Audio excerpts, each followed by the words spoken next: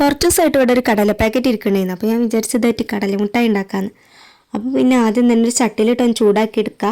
ചട്ടീൻ്റെ കോലമൊന്നും നോക്കണ്ട കേട്ടോ, കുറച്ച് പഴക്കമുള്ള ചട്ടിയാണ്. പക്ഷെ പെട്ടെന്ന് ചൂടായി കിട്ടും. അതുകൊണ്ട് കൈ വിടാതെ ഇളക്കിക്കൊണ്ടേ ഇരിക്കണം. കടലിൻ്റെ പച്ചമണമൊക്കെ മാറി വന്നാൽ നമുക്കത് വേറൊരു പാത്രത്തേക്ക് മാറ്റി കൊടുക്കുക.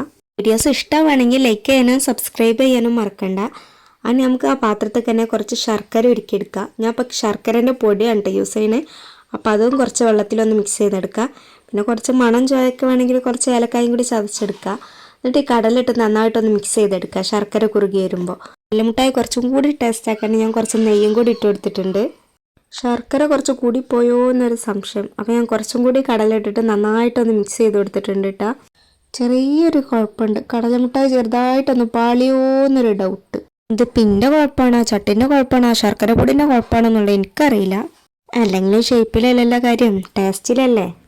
ഇതിപ്പോൾ കാരമൽ പോപ്കോൺ എന്നൊക്കെ പറയുന്ന പോലെ കാരമൽ കടലാന്നോ അങ്ങനെ എന്തെങ്കിലുമൊക്കെ വിളിക്കേണ്ടി വരും. ചിലവർക്ക് ശരിയാവും ചിലവർക്ക് ശരിയാവില്ല. മുട്ടായി ചൂടോടൊക്കെ പരത്താൻ വേണ്ടി ഞാൻ പാത്രത്തിൽ നെയ്യ് വരെ തേച്ച് വെച്ച്.